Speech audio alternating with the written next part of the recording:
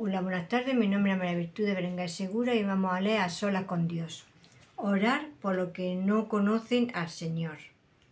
Charlie Puyol relató bien la prioridad que todos los cristianos deben dar a la oración por los que no conocen al Señor.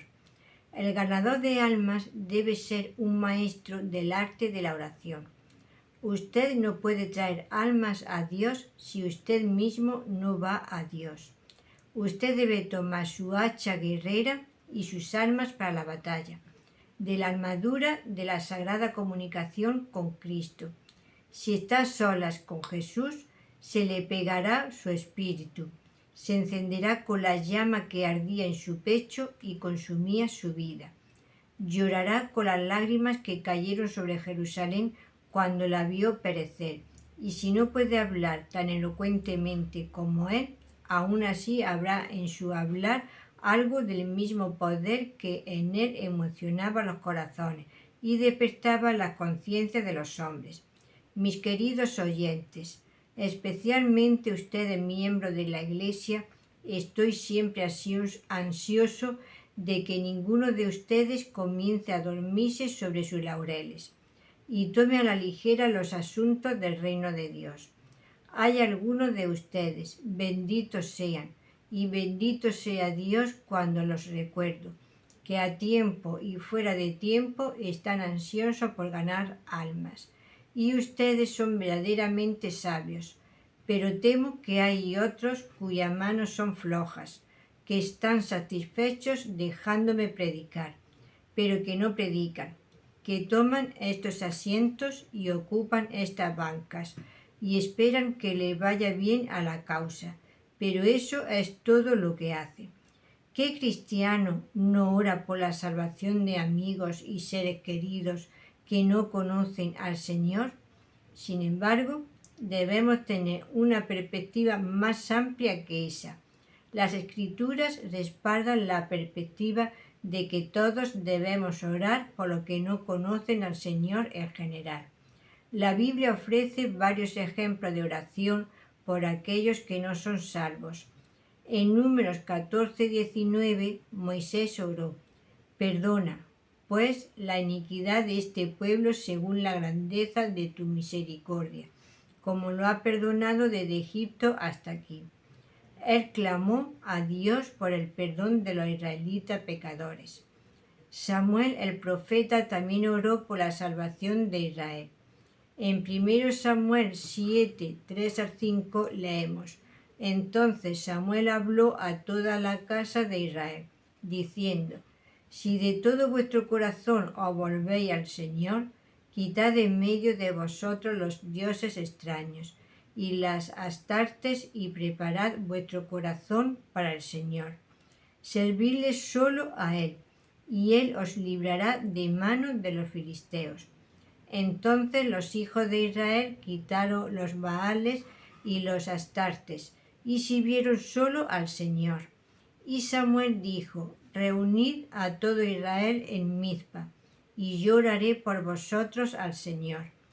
Posteriormente, en 1 Samuel, después de reprenderlos por su pecado en demandar un rey, dijo: En cuanto a mí, lejos esté de mí pecar contra el Señor, dejando de rogar por vosotros.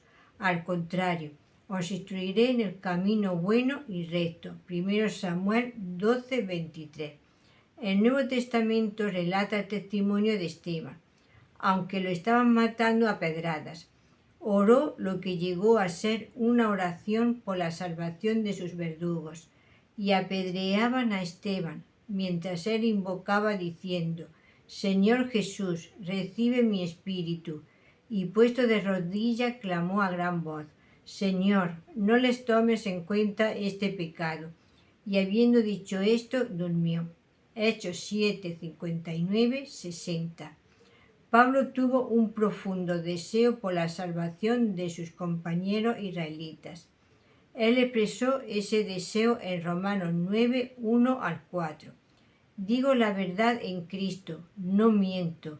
Mi conciencia da testimonio conmigo en el Espíritu Santo de que tengo una gran tristeza y continuo dolor en el corazón, porque desearía yo mismo ser separado de Cristo por el bien de mis hermanos, los que son mis familiares según la carne. Ellos son israelitas. Esa profunda preocupación se expresó inevitablemente en su costumbre de orar. Hermanos, el deseo de mi corazón y mi oración a Dios por Israel es para salvación. Romanos 10:1. La Biblia, entonces, expresa claramente lo apropiado y adecuado que es orar por los que no conocen al Señor. Además de los ejemplos mencionados anteriormente, la oración evangelística es la enseñanza expresa de 1 Timoteo 2:1-8. Estos versículos son polémicos por naturaleza. Confrontan un problema en la iglesia efesia, puesto que Pablo aquí manda a orar por los que no conocen al Señor. Podemos concluir que esa oración había bajado de la prioridad que debió haber tenido en Efeso, ya que el alcance del llamado del Evangelio es universal. Pablo muestra la necesidad de orar por todos los hombres. La meta de la Iglesia, como Israel antes de ella, es alcanzar al mundo con la verdad salvadora de Dios. Israel falló en ser la nación fiel por la cual Dios podría alcanzar al mundo, y la responsabilidad pasó a la Iglesia. Pablo escribe por su preocupación de que la exclusividad que causó que Israel fracasara en su misión no afecte negativamente a la Iglesia. La historia muestra que la Iglesia, de hecho, se ha contentado consigo misma y a menudo es negligente en relación a los que no conocen al Señor. La función central de la Iglesia en la tierra es alcanzar a los que no conocen al Señor. Pablo sabía que los efesios nunca harían eso mientras se mantuviesen en su exclusivismo egoísta. Para llevar a cabo su misión en el mundo, deben comprender la magnitud del llamado del Evangelio. Y la primera característica de haber entendido eso es aceptar el llamado evangelístico. La naturaleza de la oración evangelística. Pablo se escribe: por esto exhorto, ante todo, que se hagan súplicas, oraciones, intercesiones y acciones de gracias por todos los hombres. 1 Timoteo 2:1. Aunque los primeros tres términos que usa Pablo son prácticamente sinónimos, existe entre ellos algunos matices sutiles en el significado que enriquece nuestro concepto de la oración. Súplica se refiere a la oración que surge de un sentido de necesidad. Al saber lo que hace falta, imploramos a Dios para que nos lo provea. Al ver la inmensa cantidad de gente que no conoce al Señor, lo enorme de la necesidad nos debería impulsar a ponernos de rodillas y orar evangelísticamente.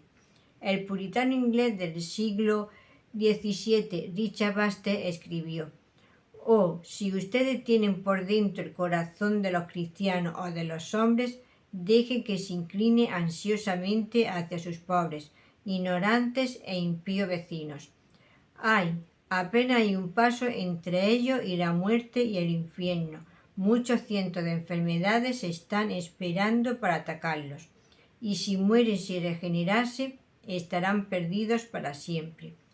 Tienen corazones de piedra que no puede compadecerse de hombres en un estado como este, si no creen en la palabra de Dios y el peligro de los pecadores.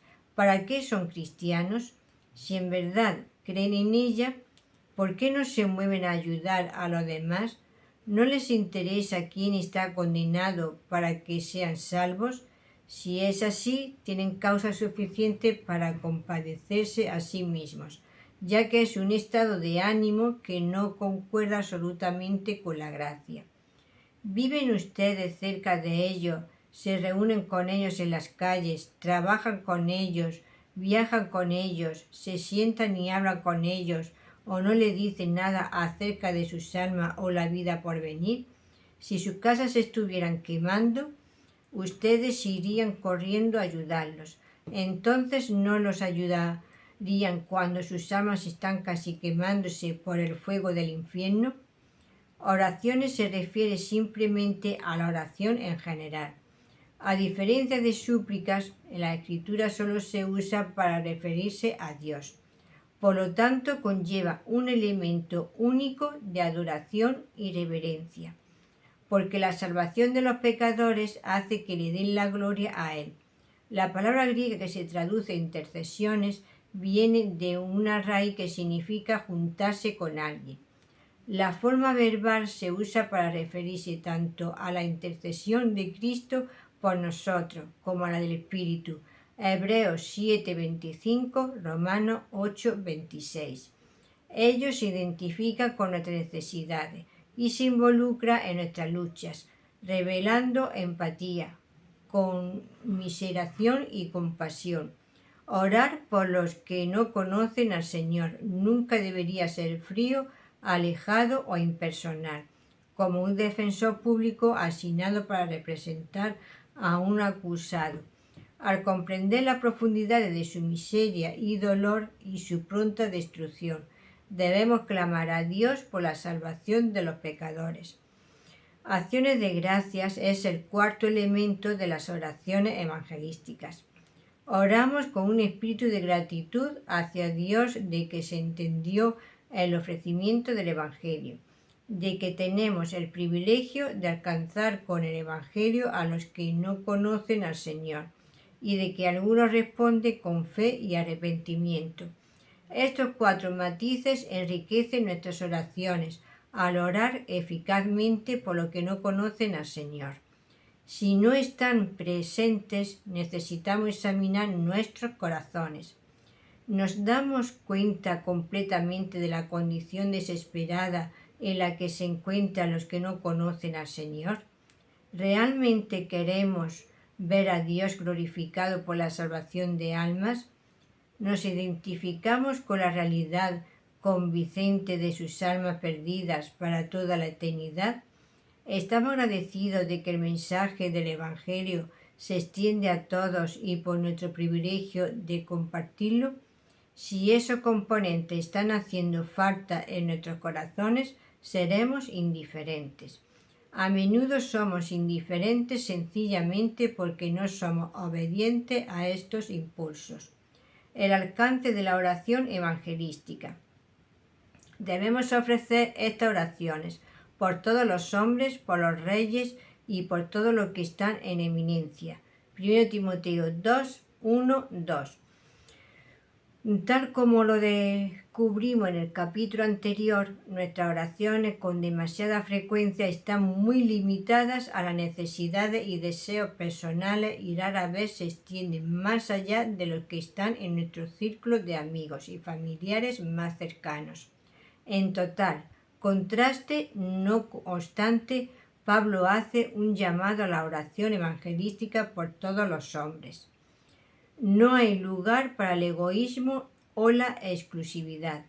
No debemos tratar de limitar el llamado del Evangelio o nuestras oraciones evangelísticas por los elegidos. Después de todo, no tenemos los medios para saber quiénes son los elegidos hasta que responde al llamado del Evangelio. Además, se nos dice que Dios desea que todos sean salvos. 1 Timoteo 2:4. Él no quiere la muerte del impío, sino que el impío sea parte de su camino y viva. Ezequiel 33:11. De modo que la oración por la salvación de los que no conocen al Señor es perfectamente coherente con el corazón de Dios. Él manda a todos los hombres en todos los lugares que se arrepientan. Hechos 17:30. Debemos orar para que así lo hagan y que acepte la salvación que se ha manifestado a todos los hombres. Tito 2:11. Del grupo universal de todos los hombres, Pablo señala específicamente a algunos que de otra manera se omitirían en la oración evangelística, por los reyes y por todos los que están en eminencia. Debido a que los gobernantes antiguos y modernos a menudo son tiranos e incluso irrespetuosos para con el Señor y su pueblo. Ellos son objeto de resentimiento y animosidad. Ellos también están distantes, no son parte de la vida cotidiana de creyente. De ahí que haya una tendencia a ser indiferente con ellos. De cuidarse de ellos es un pecado serio a causa de la autoridad y responsabilidad que tienen los líderes. La orden de Pablo aquí requiere que la asamblea efesia ore por el emperador, quien en ese entonces era el cruel y blasfemo feroz Nerón. Aunque era un vil y perverso perseguidor de la fe, ellos aún debían orar por su redención, por el bien de sus almas eternas. Debemos orar para que todos los reyes y todos los que están en eminencia se arrepientan de sus pecados y crean en el Evangelio. Pablo no nos manda a orar para que saque a los gobernantes perversos o aquellos con los que no estamos de acuerdo políticamente. Debemos ser fieles y someternos a nuestro gobierno. Romanos 13, 1 al 5. 1 Pedro 2, 17. Si la Iglesia hoy en día usara el esfuerzo que gasta en maniobrar y ejercer presión política y derramara esa energía en orar intercedoramente, podríamos ver un profundo impacto en nuestras naciones. Muy a menudo olvidamos que las armas de nuestra milicia no son carnales, sino poderosas en Dios para la destrucción de fortalezas.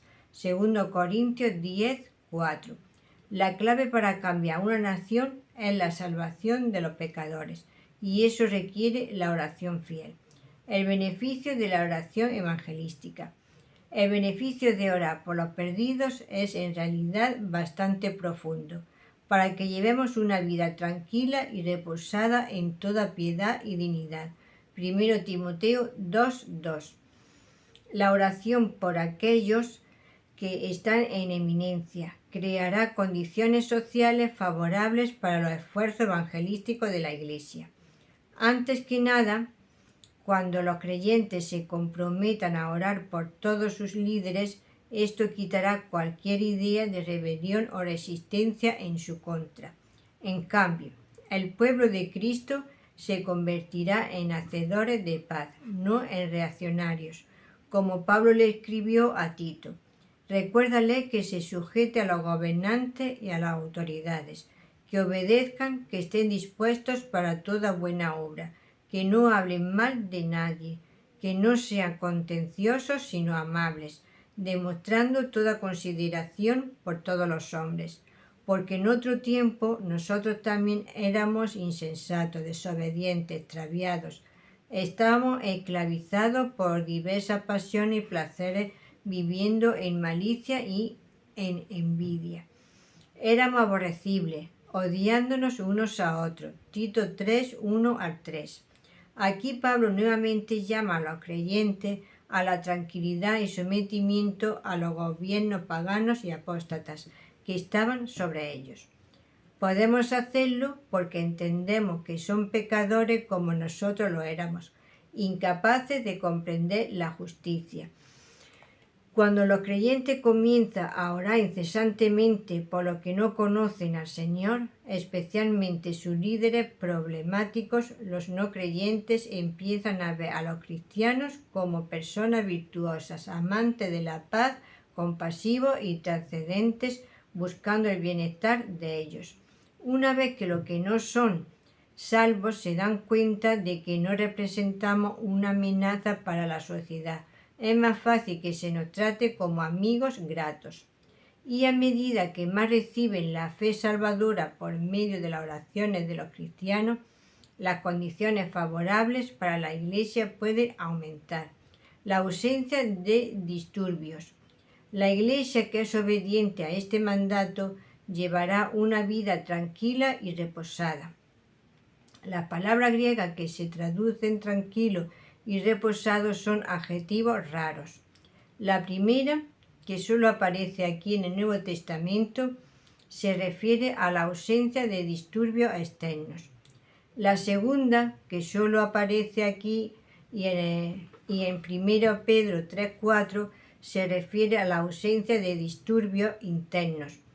Cuando la Iglesia manifiesta su amor y bondad hacia todos y se vuelca totalmente a orar compasiva y preocupadamente por los perdidos, disminuirá la hostilidad que pueda existir hacia ella.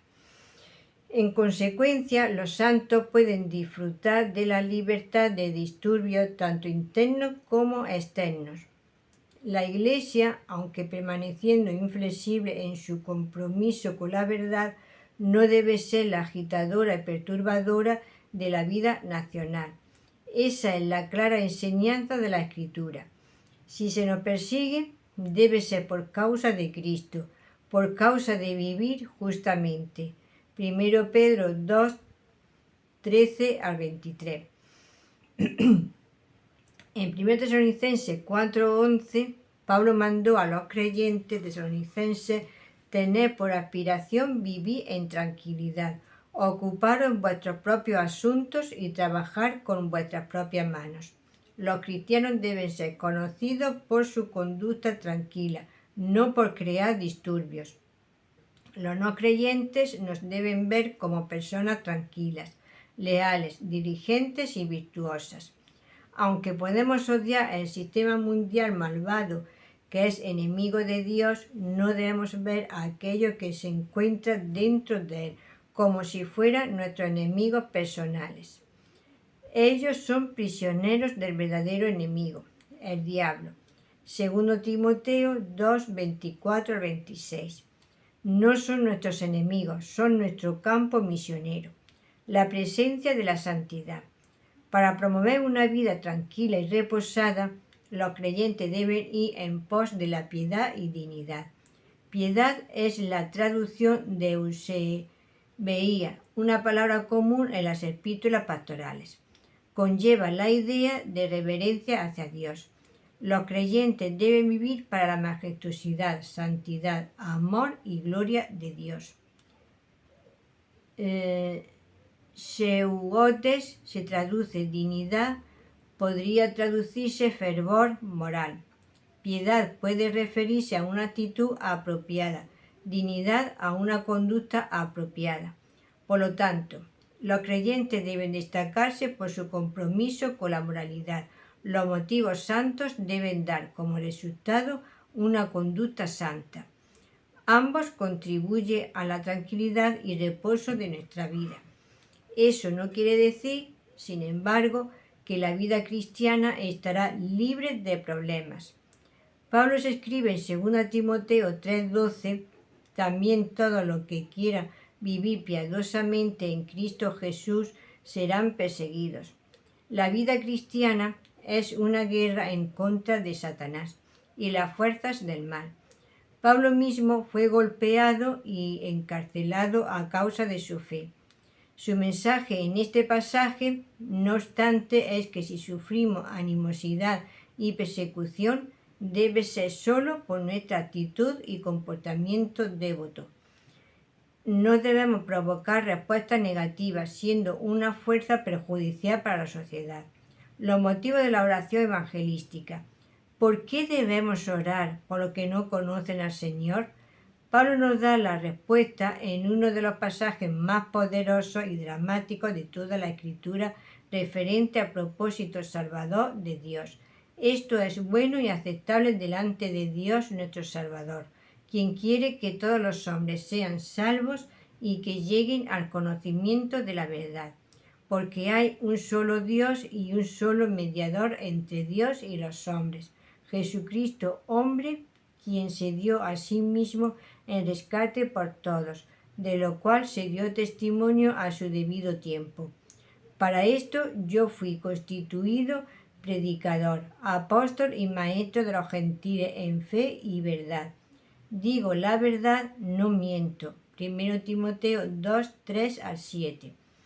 Moralmente correcto.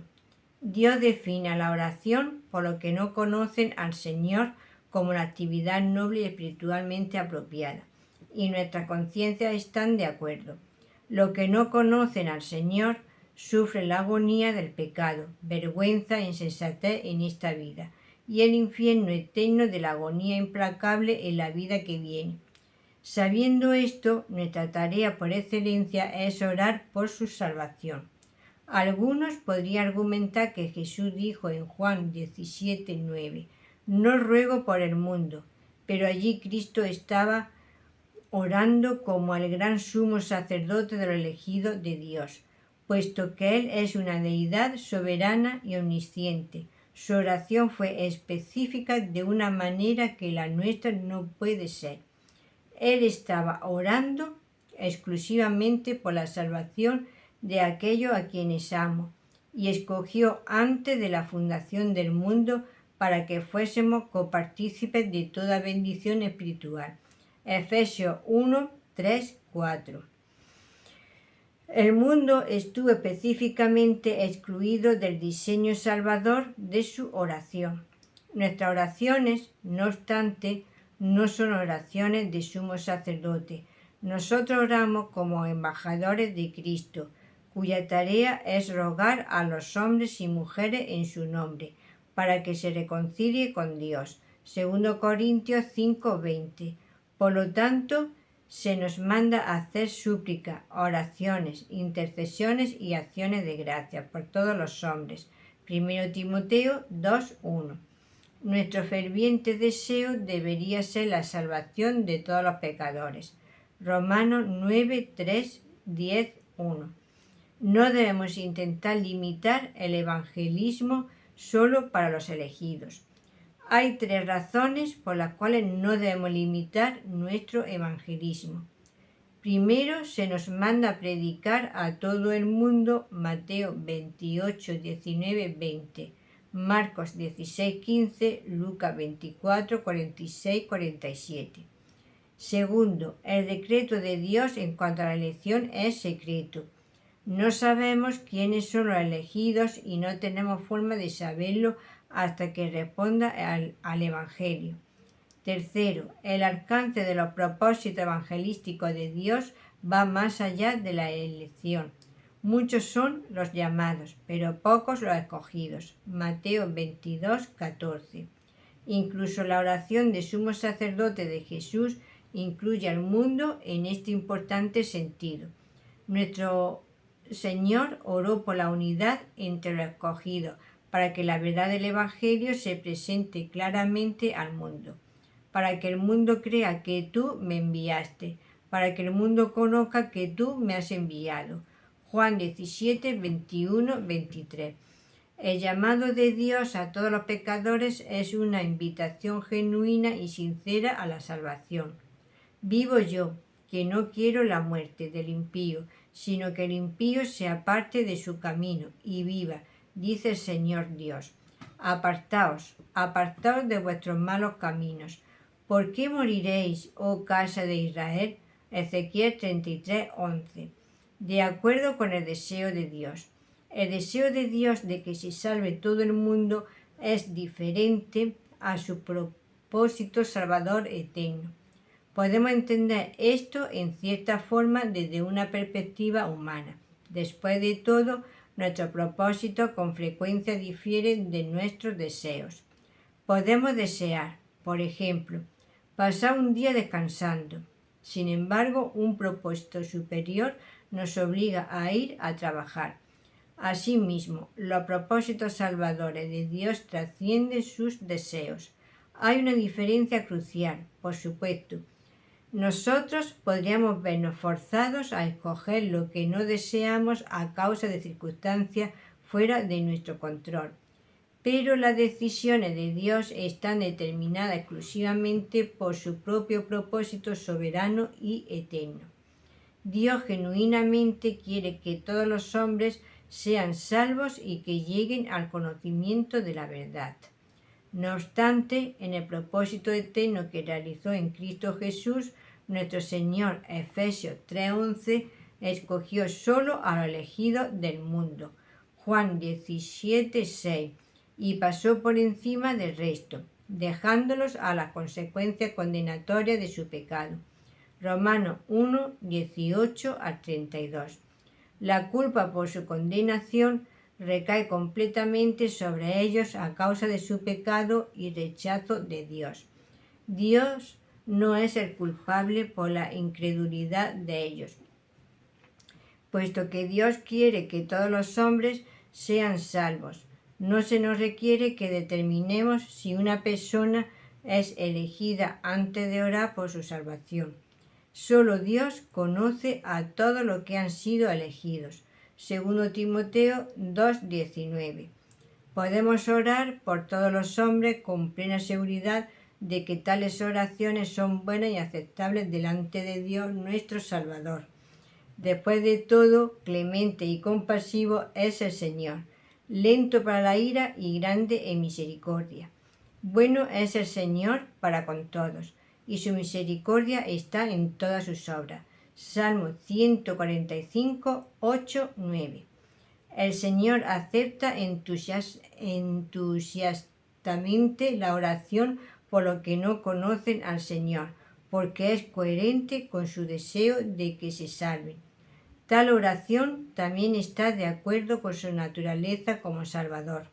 Su carácter salvador se manifiesta por medio de su Hijo, Jesucristo. 1 Timoteo 2, 5, 6.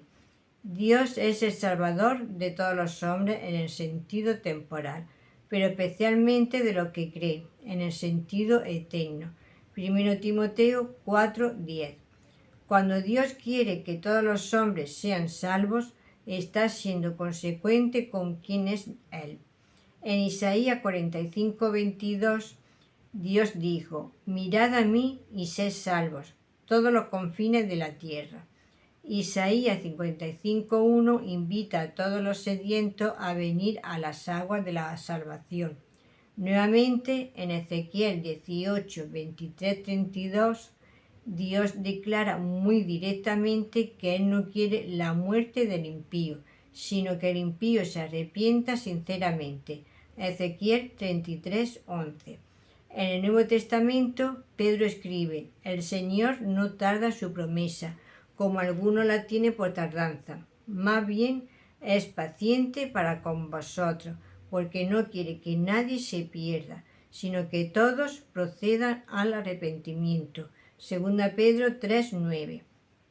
Ninguna teología bíblica verdadera puede enseñar que Dios se agrada de la condenación del malo.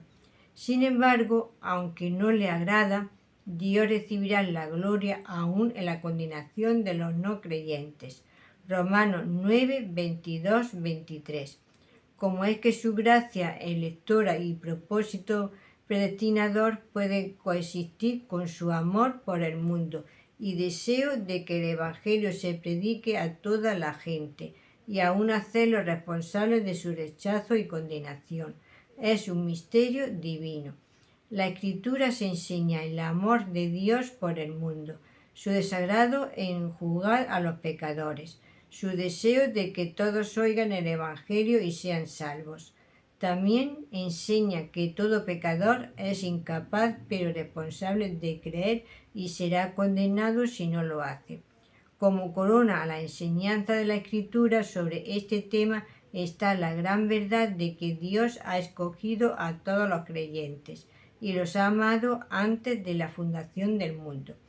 Llegar al conocimiento de la verdad se refiere a la salvación. Epignois, conocimiento, se usa 4 veces en las epístolas pastorales. 1 Timoteo 2:4, 2 Timoteo 2:25, 3:7, Tito 1:1. Y en cada vez se refiere al verdadero conocimiento que produce la salvación. Muy al contrario de desear su condenación, Dios desea que los perdidos lleguen al conocimiento salvador de la verdad. Alguno argumenta que 1 Timoteo 2, 3-7 enseña universalismo. Si Dios desea la salvación de todos los hombres, sostienen ellos, entonces todos serán salvos, o Dios no conseguirá lo que quiere. Otros están de acuerdo con que lo que Dios quiere se cumple, porque todos los hombres se refiere a toda clase de hombres, no a cada individuo. Ninguna de estas posiciones es necesaria. No obstante, debemos distinguir entre la voluntad de Dios por decreto, su propósito eterno y su voluntad expresada como deseo. Deseo no viene de baulamai, que con más probabilidad expresa la voluntad de Dios por decreto, sino de telo, que Pablo usa en 1 Timoteo 2, y puede referirse a la voluntad de desear de Dios. Esta es precisamente la distinción que los teólogos hacen a menudo entre la voluntad secreta de Dios y su voluntad revelada. Dios desea muchas cosas que no decreta. Nunca fue el deseo de Dios que el pecado exista. Sin embargo, la innegable existencia del pecado demuestra que incluso ello cumple con sus propósitos eternos. Isaías 46:10. Aunque de ninguna manera Él es el autor del pecado. Santiago 1:13. Jesús se lamentó sobre Jerusalén. Jerusalén, Jerusalén, que mata a los profetas y apedrea a los que te son enviados. ¿Cuántas veces quise juntar a tus hijos, así como la gallina junta a sus pollitos debajo de sus alas, y no quisiste? Mateo 23:37. John Murray y Ned Tonnehaus escribieron: hemos hallado que Dios mismo expresa un ardiente deseo de cumplir ciertas cosas que no ha decretado en su sabiduría inescrutable que se cumplan. Dios desea que todos los hombres sean salvos. Es su rechazo voluntario a Él lo que los envía al infierno. La verdad bíblica de la elección y predestinación no cancela la responsabilidad moral del hombre. Refleja la singularidad de Dios. Una de las enseñanzas fundamentales de la Sagrada Escritura es que hay un solo Dios. Deuteronomio 4:35-39, Isaías 43:10, 1 Corintios 8:4-6. Esto va en contra de la religiosidad pluralista de nuestro mundo, la cual rechaza el concepto de cualquier verdad religiosa que sea exclusivista.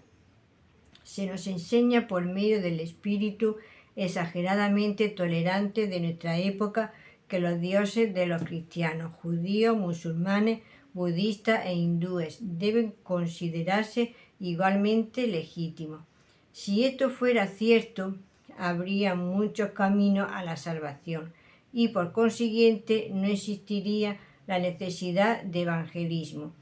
Pero ya que hay un solo Dios verdadero, entonces Él es aquel en quien todos debemos creer para ser salvos. 1 Timoteo 2:5. No hay otro nombre debajo del cielo en que los pecadores puedan ser salvos. Hechos 4:12. La oración evangelística reconoce que todos deben llegar al único Dios verdadero. Concuerda con la persona de Cristo. Hay un solo Dios, sino un solo mediador entre Dios y los hombres. Jesucristo, hombre, mediador, se refiere a alguien que interviene entre dos individuos para restaurar la paz o ratificar un pacto. El concepto de mediador se ve en el lamento de Job. No hay entre nosotros un árbitro que ponga su mano sobre ambos. Job 9:33. Debido a que Cristo es el único mediador, todos deben venir a Dios a través de Él. Hechos 4:12. No hay una serie infinita de eones o subdioses, como enseñaban los gnósticos. No nos acercamos a Dios por medio de la intercesión de ángeles, santos o María. Solo por medio de Jesucristo hombre se pueden acercar los hombres a Dios. Hebreos 8:6 lo llama mediador de un pacto superior, mientras que Hechos 9:15 y 12:24 lo describen como mediador del nuevo pacto. Todos los hombres que vienen a Dios deben hacerlo a través de Él. Refleja la plenitud de la expiación de Cristo. Nuestro Señor dio libremente su vida cuando murió por nuestros pecados. En Juan 10:17-18 dijo: por esto me ama el Padre, porque yo pongo mi vida para volverla a tomar. Nadie me la quita, sino que yo la pongo de mí mismo. Tengo poder para ponerla y tengo poder para volverla a tomar. Este mandamiento recibí de mi Padre. Él fue voluntariamente a la cruz y dio todo de sí, no simplemente algo que poseía. Rescate es un término teológico muy amplio. Describe a la muerte sustitutiva de Cristo por nosotros. No es la palabra simple que se usa en rescate, lutron, sino antilutron, con la preposición anti, añadida para intensificar su significado. Cristo no pagó simplemente un rescate para librarnos. Él se convirtió en víctima en nuestro lugar. Él murió por nosotros y cargó con nuestro pecado. Él se entregó a sí mismo. La frase que se dio a sí mismo en rescate por todos es un comentario de la suficiencia de la expiación, no su diseño. Para aplicar un epigrama muy conocido, el rescate que pagó Cristo a Dios para satisfacer su justicia es suficiente para todos, pero eficaz solo para los escogidos. La expiación de Cristo, por lo tanto, es ilimitada por lo que respecta a su suficiencia, pero limitada en su aplicación. Beneficios reales se acumulan para todos debido a la obra expiatoria totalmente suficiente de Cristo. El Evangelio se puede predicar indiscriminadamente a todos. Marcos 16:15. El agua de vida y el ofrecimiento de misericordia divina se extiende libremente a todos. Apocalipsis 22:17. Se presenta a Cristo como Salvador para que lo acojan todos. 1 Timoteo 4:10, 1 Juan 4:14. Además, en un sentido temporal, cuando Adán pecó, se evitó que toda la raza humana recibiera destrucción y juicio, un privilegio que no se le concedió a los ángeles que cayeron. Hebreos 2:16. E individuos pecadores ahora gozan de la gracia común y la demora en el juicio de Dios por sus pecados. El teólogo del siglo XIX, William Seth, escribió: la expiación es suficiente en valor para propiciar el pecado de todos los hombres indiscriminadamente. Y este hecho debería declararse porque es un hecho. No hay reclamo de justicia que no se haya satisfecho.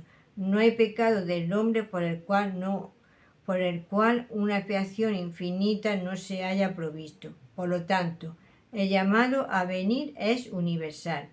Esto no quiere decir que todos serán salvos. La muerte de Cristo fue suficiente para cubrir los pecados de todos los hombres, pero solo se aplica a los escogidos.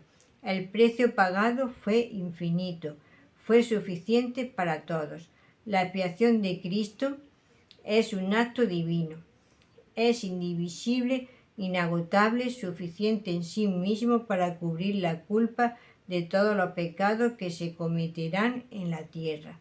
Por lo tanto, la salvación se puede ofrecer a todos de manera sincera y legítima, aunque solo los escogidos responderán.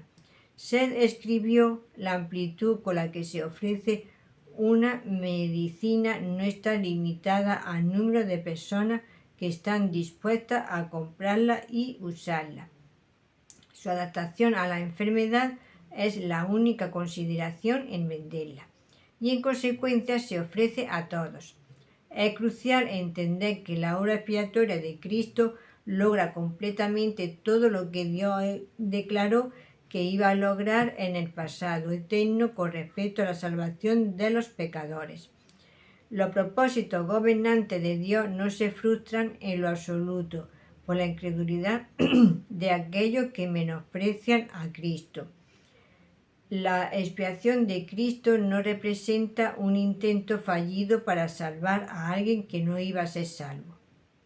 Todos aquellos a quienes Dios se propuso salvar desde el pasado eterno serán salvos. Juan 17:12.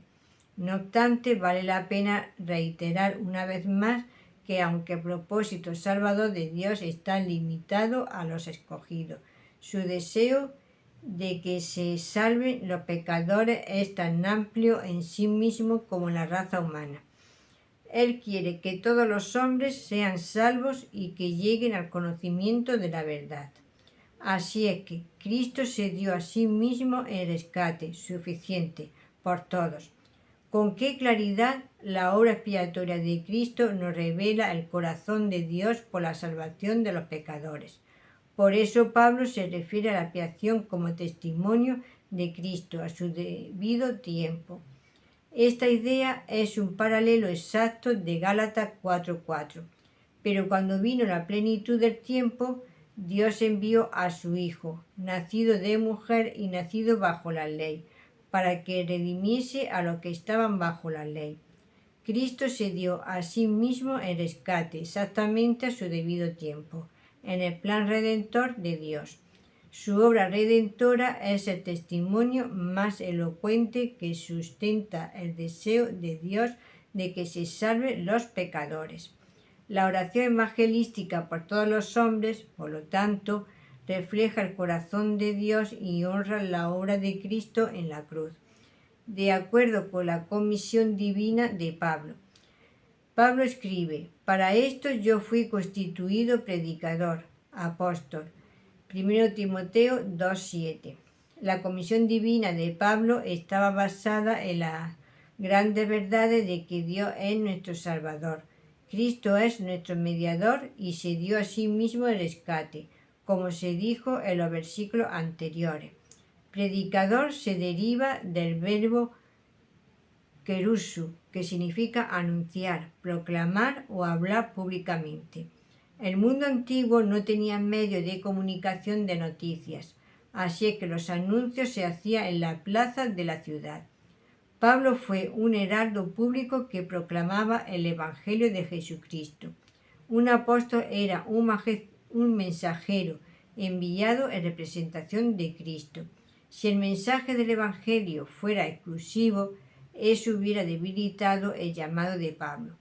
Nosotros también somos llamados a proclamar el Evangelio al mundo que no conoce al Señor. Ese llamado, como la comisión divina de Pablo, está basado en el deseo de Dios de que todos sean salvos. La oración evangelística reconoce nuestra responsabilidad. El ejemplo más grande de oración evangelística es nuestro Señor mismo. Isaías 53:12 nos dice que Él ha intercedido por los transgresores. En la cruz oró: Padre, perdónalos, porque no saben lo que hacen. Lucas 23:34.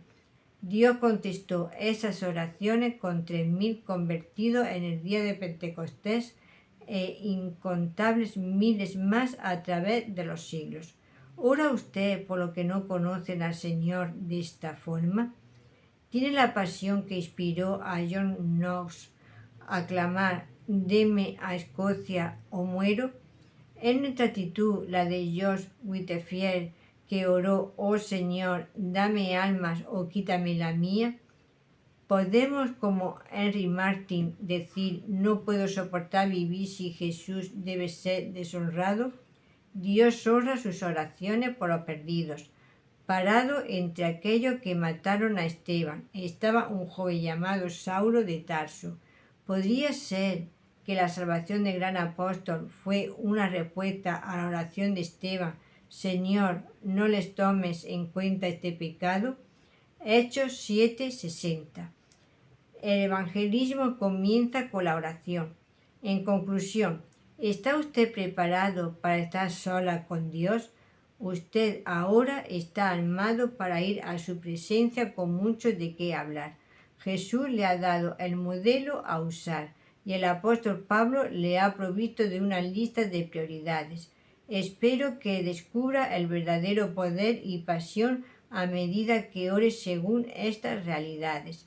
Por ende, deseo que crezca hasta llegar a ser más como Cristo y ver que muchos de los escogidos entran en el reino. Si te ha gustado, le pones la campanita y un like, así te llegan notificaciones. Y te puedes dejar un comentario en el número de teléfono 624-593636.